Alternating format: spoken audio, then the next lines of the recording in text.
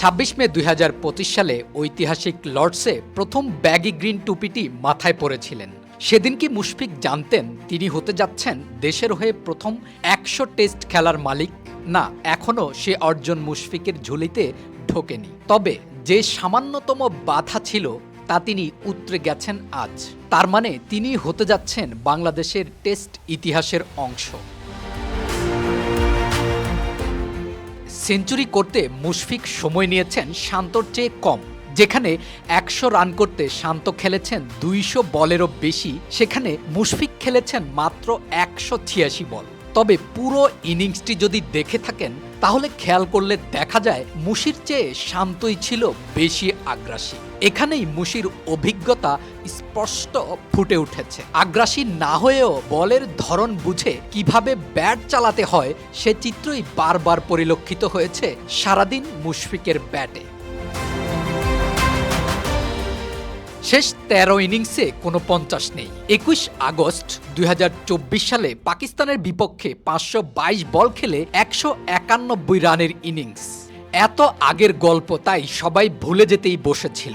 ঠিক এ কারণেই ইতিহাস গড়ার দিকে এগিয়ে যাওয়া মুশফিকের সব স্বপ্ন ফিকে হয়ে আসছিল। তাই নিজেকে আবার প্রমাণ করতে হতো এই শ্রীলঙ্কা টেস্টেই। প্রথম টেস্টে ভালো না করলে কে জানে ইতিহাসের খুব কাছাকাছি গিয়েও বঞ্চিত হতে হতো ১০০ টেস্ট খেলা থেকে। না, মুশফিক নিজের জন্য নয়, দেশের জন্য আবারও নিজেকে প্রমাণ করলেন। গল টেস্টে শ্রীলঙ্কার বিপক্ষে ১৮৬ বলে খেললেন ১০৫ রানের অপরাজিত ইনিংস।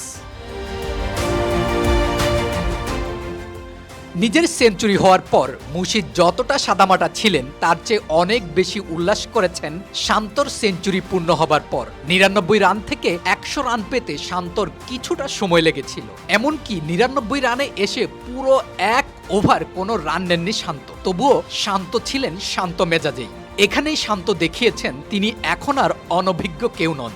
রানের যেখানে কোনো তাড়া নেই সেখানে টিকে থাকলে সেঞ্চুরি হাতছাড়া হওয়াটাই অসম্ভব। তাই শান্ত যখন শেষ সুইপে বল লেগের দিকে ঠেলে দৌড় দিলেন, রান শেষ হওয়ার আগেই মুশফিকের গর্জন দেখা গেল, যে গর্জন নিজের জন্য করতেও দেখা যায়নি তাকে।